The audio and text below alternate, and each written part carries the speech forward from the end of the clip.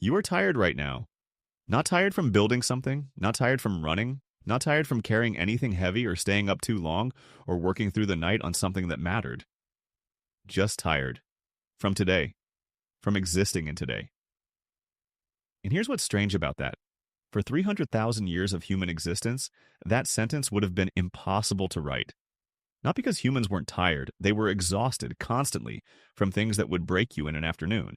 But they were tired from something. Tired was a receipt, evidence of effort, your body presenting the bill for what you'd spent.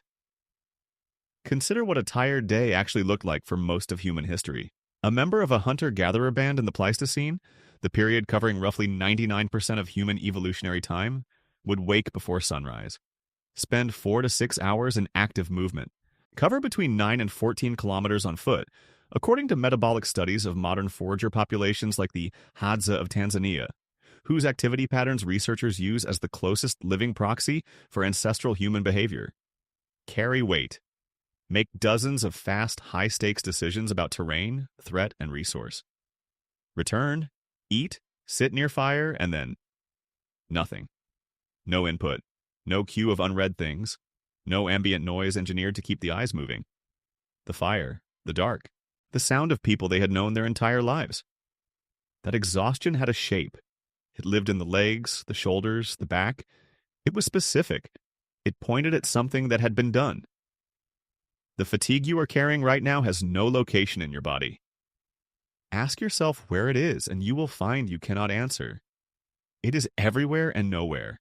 It is not tiredness from something, it is just weight.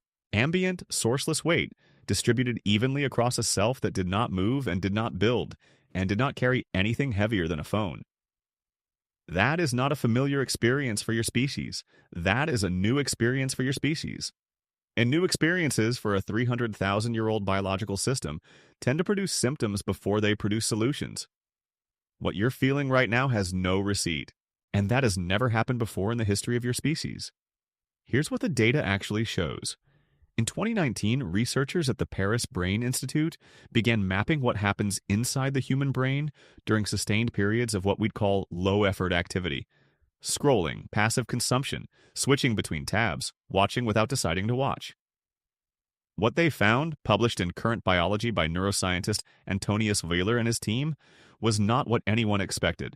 The lateral prefrontal cortex, the region responsible for cognitive control and decision-making, was not resting during these periods. It was accumulating glutamate, a metabolic byproduct that, in high concentrations, degrades the brain's ability to regulate thought, control impulse, and sustain attention. The brain wasn't idle. It was filling with waste. You weren't resting. You were generating cognitive garbage at full speed. And then there's this. The default mode network, a system of connected brain regions that activate specifically during quiet, unstimulated states, is where the brain does its most important invisible work. Consolidating memory, processing unresolved emotion, building the connective tissue between experiences that gives life a sense of coherence. Neuroscientist Marcus Rachel at Washington University, who first mapped the DMN in 2001, described it as the brain's maintenance mode, the system that runs when nothing else is running. For most of human history, this system got hours every day, walking without destination, sitting near fire, staring at water, doing the kind of nothing that is actually something, because the brain behind the eyes is finally allowed to work on itself. The DMN requires one thing to activate: the absence of external stimulation demanding a response. Your phone produces a response-demanding stimulus on average every 40 seconds. The DMN never turns on. The maintenance never runs. And you end the day with a brain that processed thousands of inputs, made hundreds of micro-decisions, suppressed dozens of impulses, and never once got to rest from any of it. But that's not even the strangest part. The person who took this most seriously was Matthew Walker, neuroscientist at UC Berkeley and author of Why We Sleep, and his work on what he calls the attention economy's effect on recovery architecture. Walker's core observation isn't about sleep, though his research starts there. It's about the relationship between stimulus load and restoration capacity. His finding, distilled: the human brain has a recovery system that is structurally incompatible with constant low-grade stimulation, not high-intensity stimulation, low-grade, chronic. The kind that never quite rises to the level of demanding your full attention, but never quite drops low enough to let you disengage. That specific frequency of stimulation, always something, never enough, is the precise condition the brain has no evolutionary mechanism to handle. Because it never existed before. Now, and this matters, the conventional explanation for all of this is strong. Cognitive load theory, developed by educational psychologist John Sweller in the late 1980s, describes exactly how the brain depletes under conditions of sustained information processing. Under this framework, what you're experiencing isn't mysterious at all. You processed too much information, the system is full. Rest and it resets. The explanation is clean, it's well supported, and for most people in most situations before the last 15 years, it was complete. And honestly, it still explains most of what's happening. Except one part. Cognitive load theory was built on the assumption that the brain can identify when it needs to stop, that there's a signal, fatigue, loss of focus, slowing of processing, that functions as a natural governor. You get tired enough, you stop. You stop, you recover. The loop closes. The stimulus systems that dominate modern attention were not accidentally disruptive. They were precision engineered to be. In 2018, former Google designer Tristan Harris testified before the U.S. Senate that the internal design philosophy governing most major platforms could be summarized in one sentence. The goal is to keep the user in a state of unresolved anticipation. Not engagement, not satisfaction. Anticipation. The neurological state that sits between receiving a reward and expecting the next one. Dopaminergically, it is the most potent state the brain can occupy. And crucially, it is incompatible with disengagement. The internal documents released in the 2021 Facebook whistleblower disclosure showed design teams explicitly tracking what engineers called attention residue, a metric measuring how much cognitive allocation a user maintained toward the platform after technically closing the app.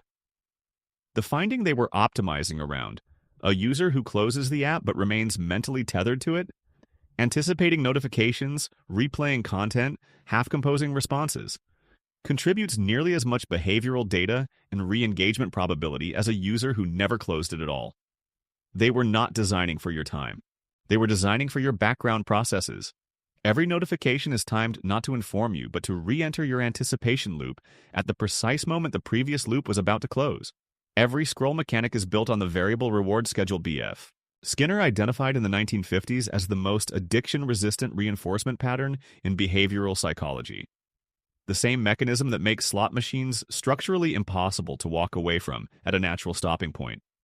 The governor your brain evolved to recognize, I am full, I should stop, requires one condition to fire, a clear end to the stimulus. The platforms remove that condition by design. The loop never closes. The brain never receives the signal that it is allowed to disengage. And so it doesn't. Your ancestors were tired from things that wanted to kill them. You are tired from things that want to keep you watching. And here is the part that is genuinely unresolved. Not as a rhetorical device, but as a real open question in cognitive neuroscience. We do not yet know what the long-term neurological cost of chronically suppressed DMN activity is. We know it's associated with reduced creativity, impaired emotional regulation, and degraded autobiographical memory consolidation. We know populations with higher rates of constant connectivity show measurably different patterns of cognitive aging. We know the architecture is being stressed in ways it wasn't designed for. We don't know where that leads at scale, because this generation is the first generation it has ever happened to. There is no historical data. There is no comparable population. There is no prior experiment. You are not lazy. You are not broken. You are a 300,000-year-old piece of biological hardware running a process that was invented 15 years ago, and nobody has finished writing the manual. The tiredness is real. The cause is real. The receipt just doesn't look like anything your brain was built to read. And somewhere in the background, right now, your default mode network is waiting for a silence that keeps not coming. It has been waiting all day.